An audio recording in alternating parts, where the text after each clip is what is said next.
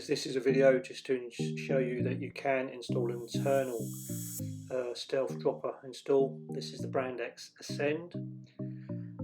That's it poking at the top tube. You'll have to drop the motor, but when you look at the motor you'll see a hole. That's a picture from the bike turned upside down. That's the bottom of the seat post. Then there's a channel that runs up that bar on top of the battery, leads all the way up. That's at the bottom of the battery, this picture.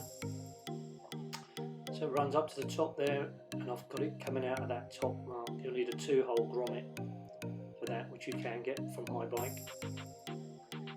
And then I'll just run it round to the front, and it's a thumb style trigger, which pushes downwards, which suits the bar as there's not much room around there with the motor controls as well. I hope that helps. So that's a 125mm drop, that's it fully extended, and that's it dropped. It pushes the saddle right out of the way.